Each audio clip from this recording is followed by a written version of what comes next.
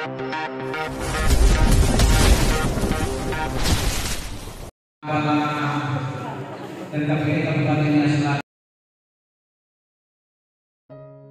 21. Terpaksa menikahi Nyonya Presdir. Terdengar, tangisan seorang anak yang memekik keras. Membuat seorang wanita datang dengan raut wajah paniknya. Melihat putrinya menangis cukup kencang, ia beralih menatap ke arah Asriel yang terlihat panik. Tanpa diduga, wanita itu menarik baju Asriel dengan kasar sampai anak itu bangkit dari duduknya. "Apa yang kamu lakukan pada putriku, Hah? Kenapa kamu terus membuatnya menangis?" Sentak wanita itu. "Asriel gak buat dia nangis, adek nangis sendiri," bela Asriel dengan tatapan memelas. "Bohong. Jangan mentang-mentang Dela adik tirimu kamu terus mengusik seenaknya," sentak wanita itu. Asriel tak berani mengatakan apapun lagi. Wanita itu menarik bajunya hingga membuatnya terpaksa mengikuti kemana wanita itu membawanya. Asriel didorong kasar masuk ke dalam kamarnya, lalu pintu kamarnya dikunci dari kuat oleh wanita yang berstatus sebagai ibu tirunya itu. "Maam. Buka. Mama. Ma. Gak ada makan sampai papamu pulang," sentaknya sebelum beranjak pergi meninggalkan Asriel yang menangis seraya memeluk lututnya. Mommy Hicks. Asriel kangen Mommy Hicks. Sea menghela nafas berat, ia jadi teringat cerita putranya tentang penderitaan yang anak itu alami saat tinggal di rumah Felix. Tatapan mata Sea turun menatap ke arah Asriel yang tertidur berbantalkan pahanya. Malam ini, anak itu meminta ditemani tidur seraya dibacakan buku cerita miliknya. Maafkan Mommy yang terlambat menyelamatkanmu dari rumah itu," lirih Sea. Lalu, ia menggigap lembut kepala putranya dan mengelusnya dengan lembut. "Sea." Zain datang menyusul Sea seraya menggendong Kai. Tampaknya, anak itu sudah tertidur di gendongan Dedi sambungnya itu. "Letakkan dia di sini." Sea langsung memposisikan bantal untuk Kai agar anak itu tidur dengan nyaman. Kai memang memiliki kamar sendiri, tetapi anak itu lebih sering tidur di kamar sang abang. Ia akan tidur di kamarnya saat dirinya menyimpan banyak rencana agar bisa tidur larut malam. Jika di kamar Asriel, tentunya anak itu harus tidur lebih cepat. Dengan penuh kehati-hatian, Zain meletakkan Kai di atas ranjang. Untungnya, Kai termasuk anak yang sulit terbangun. Jika ada gempa sekalipun, anak itu pasti tidak akan bangun. Berbeda dengan Asriel yang mudah sekali terbangun. "Felix tadi mantan suamimu ya?" ujar Zain dengan setengah berbisik. Sea mengangguk, dia masih mengelus kepala putra sulungnya itu yang tertidur lelap di pangkuannya. Setelah ia mendapatkan Asriel kembali, putranya itu menceritakan apa yang ia alami selama di rumah Dedi kandungnya. Sea jadi bisa menggambarkan, bagaimana perlakuan buruk istri mantan suaminya itu pada putranya. 3 tahun lalu kamu bercerai, kenapa Asriel baru kembali padamu 6 bulan yang lalu? Selama 2 tahun lebih dia mendapatkan perlakuan buruk dari ibu tirinya, apa kamu tidak menemuinya?" tanya Zain dengan tatapan penasaran. Sea mengangguk, "Setelah bercerai, aku mengurus anak cabang di Singapura. Aku hanya menanyakan kabar Asriel melalui telepon. Setiap kali ditelepon, jawaban Asriel sangat singkat. Seakan, ada orang di sampingnya yang sedang memantau apa yang akan dia bicarakan. Bahkan, aku jarang sekali menelponnya karena banyak sekali alasan yang istri Felix buat," terang Sea dengan mata berkaca-kaca. "Sebenarnya, perceraian kami tak sepenuhnya salah Felix. Aku juga ikut salah, aku yang membuat celah untuk Yasmin masuk ke dalam hubungan kami. Menjadi orang ketiga yang menghancurkan pernikahanku dengan Felix. Karena kesibukanku, aku kurang memperhatikannya. Aku sering meminta Yasmin untuk menyiapkan segala keperluan Felix apapun itu." Zain mendengarkan dengan seksama, pria itu duduk tepat di sisi ranjang dekat dengan Kai. Tangannya sedari tadi tak berhenti menepuk paha Kai agar anak itu semakin lelap dalam tidurnya. Setelah mendengarkan perdebatan siang tadi, sedikit banyaknya Zain mengerti alasan mengapa sampai keduanya bisa berpisah. Ya, sangat umum rumah tangga hancur karena adanya orang ketiga. Felix meminta waktuku untuk memperhatikannya, tapi aku keras kepala untuk tetap fokus pada pekerjaanku dan mengabaikan dia. Hingga akhirnya, aku yang membuatnya terbiasa bersama Yasmin.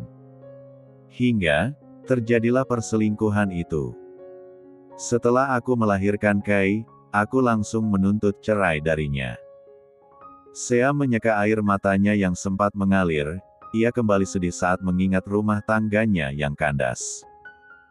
Zain hanya diam, dia menjadi mendengar yang baik dan tak menyalahkan siapapun. Menurutnya, pria berselingkuh dari sisi mana saja sudah salah. Tapi, berdasarkan penjelasan Sea, wanita itu turut menyalahkan dirinya sendiri dan menyesali perbuatannya. Aku terlalu fokus dengan pekerjaanku, karena siapa lagi yang memegang perusahaan mendiang papa kalau bukan aku. Saat itu, perusahaan juga sedang dalam masalah, seharusnya dia bisa mengerti kondisiku. Lanjutnya kembali. Aku mengerti, perceraian sudah menjadi ketetapan semesta. Kalau kamu tidak bercerai darinya, kamu tidak akan dapat berondong tampan sepertiku. Iya kan? Tadinya, Sea mau terkagum dengan penjelasan awal Zain. Namun, saat mendengar akhir kalimat yang pria itu katakan, raut wajah Sea kembali berubah dingin. Terserah. Kok terserah? Iya kan? Dompetku memang tipis, tapi cintaku tebal.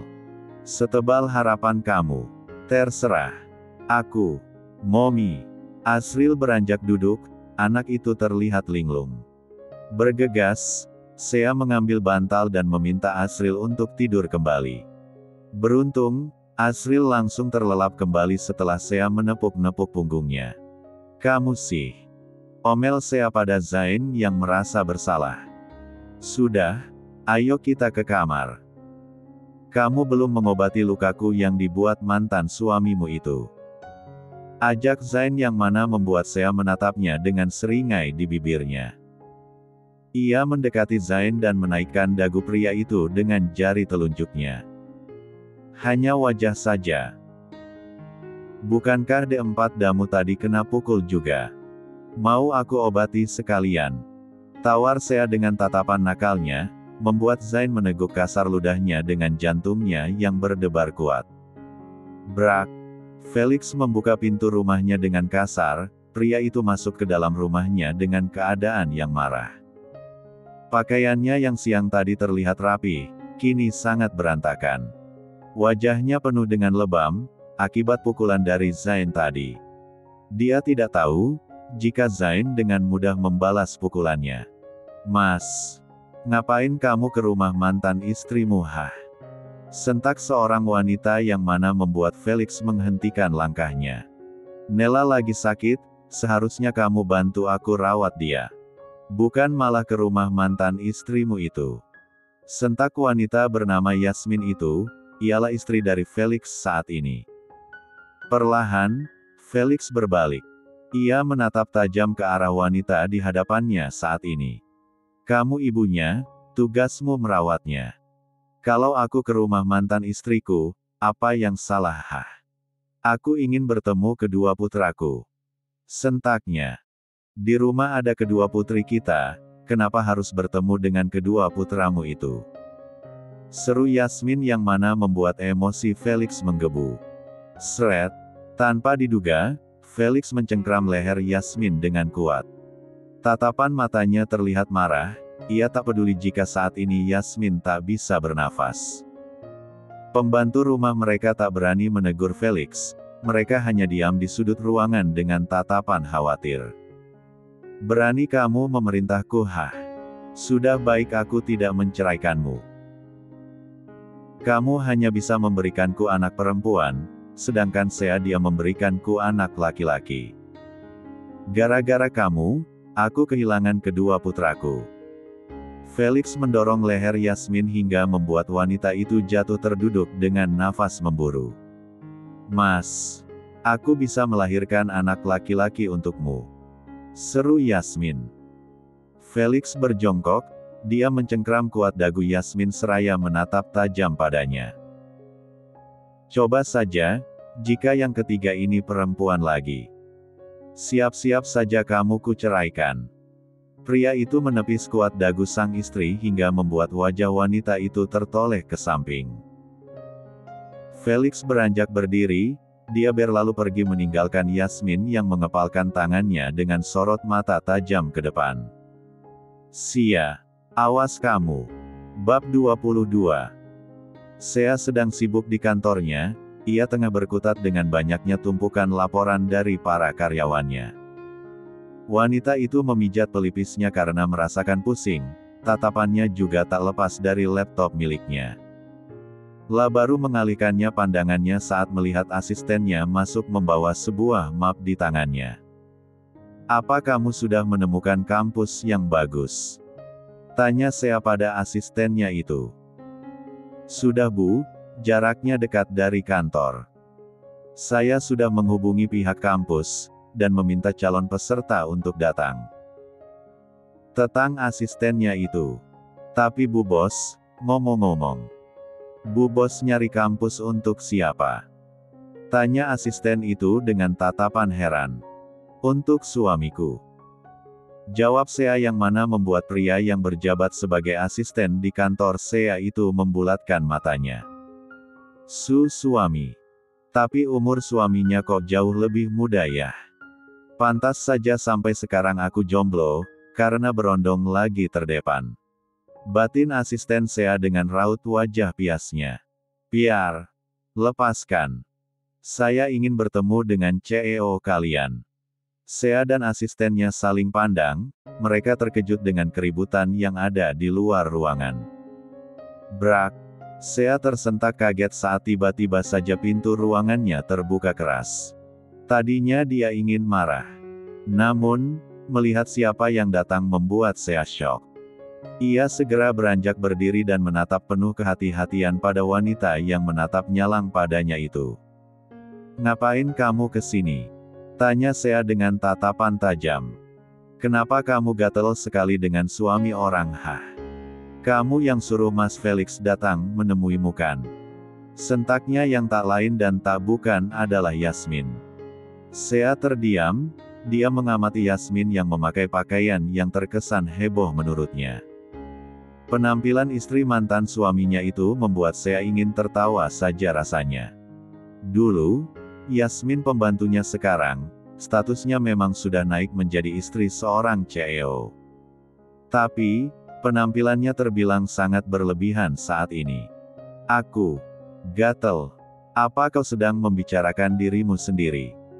Wajah Yasmin merah padam, wanita itu merasa dibuat M4 di kutu oleh mantan istri suaminya. "Dengar, jangan mencoba merayu suamiku. Kamu dan Mas Felix sudah berakhir. Jangan ganggu keluarga kami. Mas Felix sudah bahagia denganku, dan kami sudah memiliki 2 orang putri yang cantik. Jadi, simpan saja pikiranmu untuk kembali merebut Mas Felix dariku," sentak Yasmin seraya menunjuk wajah Sea. Sementara itu, Sea hanya mendengarkannya seperti angin lalu. Dia menatap ke arah jemari lentiknya dan menghiraukan ocehan Yasmin. Ia sedikit melirik wanita di hadapannya yang masih saja mengoceh sejak tadi. "Dulu, ada yang pernah bilang padaku, jika suaminya jatuh ke pelukan wanita lain, itu tandanya istrinya tidak becus menjaga suaminya sendiri. Sekarang, kamu datang marah-marah dan mengatakan aku yang kegat-tigalan. Padahal, kamu sendiri yang tidak pandai menjaga suamimu. Aku akan memviraikanmu. Seorang CEO menjadi selingkuhan. Karirmu akan hancur," seru Yasmin dan segera mengarahkan ponselnya pada Sea. "Lakukan saja, orang-orang di luar sana jauh lebih pintar darimu. Kau hanya akan membongkar aibmu sendiri Yasmin. Biarpun aku menjadi selingkuhan suamimu, mereka akan mengatakan. Karma itu nyata. Sea mencoba bersikap santai dan tak emosi. Dia justru memainkan emosi Yasmin, karena menurutnya hal itu sangat menyenangkan. Kurang 4 jar. Tanpa diduga, Yasmin menarik rambut Sea yang mana membuat asisten Sea panik bukan main. Aduh, mana berantem lagi. Paniknya dan segera keluar mencari bantuan. Sea tak tinggal diam, dia menendang kuat perut Yasmin hingga membuat wanita itu terpental dan menabrak lemari dokumen. Sea membenarkan rambutnya, ia menatap Yasmin yang tengah merasa kesakitan akibat tendangan Sea tadi. Dengan angkuh, Sea berjalan mendekati Yasmin yang sedang memegang perutnya. Sea berjongkok dan menarik kuat rambut Yasmin hingga membuat wanita itu mendongak. Itu belum seberapa atas apa yang kamu lakukan pada putraku. Bisik Sea sebelum menghempaskan cengkeramannya. Sea segera beranjak berdiri saat melihat satpam kantornya datang, dan segera mengamankan Yasmin yang berbuat kerusuhan. Sea merasa puas, ia menyunggingkan senyumannya saat melihat lirikan tajam Yasmin padanya.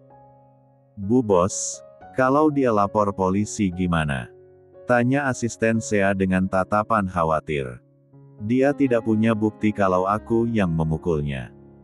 Jika dia mengajukan laporan, aku akan mengajukan balik atas tuduhan kekerasan pada putraku. Gumam Sea dengan tatapan tajam. Sementara itu, Yasmin terpaksa diusir dari kantor Sea. Dia harus menahan malu karena semua karyawan menatapnya dengan tatapan rendah. Dengan tak rela, ia masuk ke dalam mobilnya dan segera menjalankannya pergi meninggalkan kantor milik mantan istri suaminya itu. Zain tengah menemani Kai di rumah. Baru saja Kai pulang dari sekolahnya dijemput oleh sang supir. Anak itu sudah mengganti pakaian sekolahnya menjadi pakaian bermain dan segera mengajak Zain untuk bermain bola dengannya. Keduanya pun tampak seru berlari di halaman rumah. Terlihat Daisy keluar dari rumahnya, ia melihat menantu dan cucunya yang sedang bermain. Tawa Kai sampai terdengar di dalam, makanya ia keluar karena penasaran. Melihat cucunya yang terlihat bahagia, membuat Daisy tersenyum haru. Biasanya Kai akan bermain sendiri, dan merasa bosan karena tak memiliki teman. Tapi ini, ada Zain yang menemani anak itu. Benar kata Sea, Zain orangnya tulus. Walaupun dompet tipis, tapi kesabarannya tebal dan luas. Gumam Daisy. Ting, ting, ting. Zain dan Kai menghentikan kegiatan mereka, keduanya terlihat saling pandang dengan tatapan lekat. Daisy mengamati apa yang sedang kedua pria berbeda usia itu lakukan dengan tatapan bingung. Ngapain mereka kayak patung begitu? Gumamnya dengan heran. 1, 2, ti. Zain berlari masuk, sementara Kai berlari keluar. Abang. Beli bang. Daisy membulatkan matanya saat melihat Zain masuk ke dalam rumah dan kembali dengan membawa mangkok di tangannya. Pria itu bergegas berlari kencang untuk menghampiri Kai yang mengejar penjual bakso itu. Tak lama, Daisy tersadar akan tingkah kedua pria dewasa itu. Oh, bagi tugas ternyata. Satu panggil penjualnya, satu ambil mangkoknya. Hais, kerja sama yang saling menguntungkan. Daisy memilih masuk kembali ke dalam rumah. Zain dan Kai kembali dengan mangkok di tangannya. Keduanya berjalan dengan penuh hati-hati membawa mangkok berisikan bakso itu. Senyuman kedua pria berbeda usia itu terbit, keduanya sudah seperti anak kembar saja saat ini. Di sini aku menghibur kamu, bernyanyi dan makan bakco belcamaku acalole. Enak nah.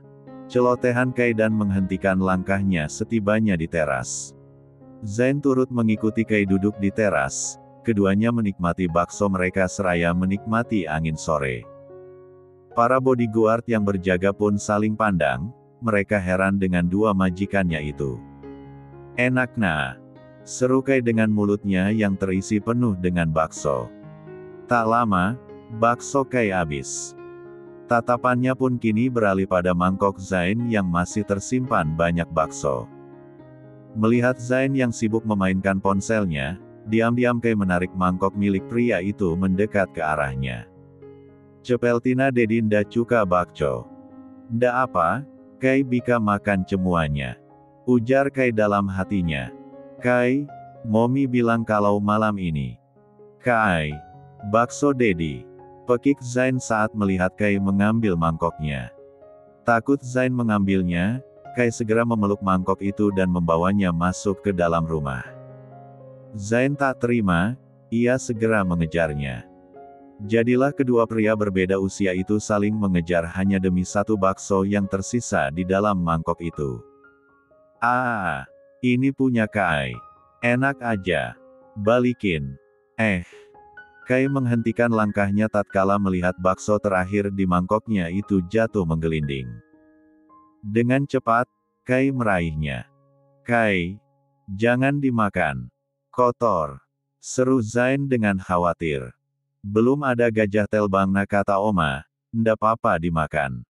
Nanti nanis bakconya kalau nda dimacukin pelutna Kai," sahut dan memasukkan bakso itu ke dalam mulutnya. Zain menghela nafas kasar, Kai sudah melahap habis bakso terakhirnya itu.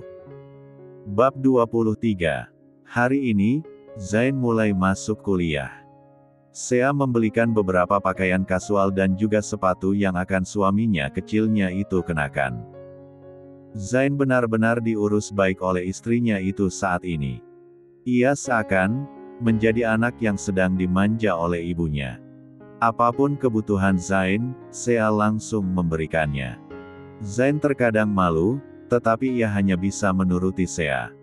"Jangan beli baju lagi, bajuku sudah sangat banyak," pinta Zain. "Tidak apa, biar banyak gantinya. Pakai sepatumu, aku akan mengantarmu ke kampus," titah Sea. Zain menggeleng cepat. "Ngapain? Aku bisa naik angkot. Tak perlu Dian. Aku tidak suka dibantah," desis Sea dengan tatapan tajam. Zain mengatupkan bibirnya, ia hanya diam mengamati Sea yang sedang berjalan menuju ranjang. Wanita itu mengambil dompet Zain yang sudah terlihat jelek. Ia mengecek isinya dan ternyata hanya ada uang pecahan saja dan beberapa kartu data pribadi. Tanpa diduga, Sea langsung mengambil semua isi dompet milik Zain lalu ia membuang dompet tersebut ke tempat sampah yang ada di kamar. "Hei, kenapa kamu membuangnya?" pekik Zain dengan tatapan tak terima. Sea hanya diam. Dia menarik laci nakas dan mengambil sebuah kotak dari dalam sana.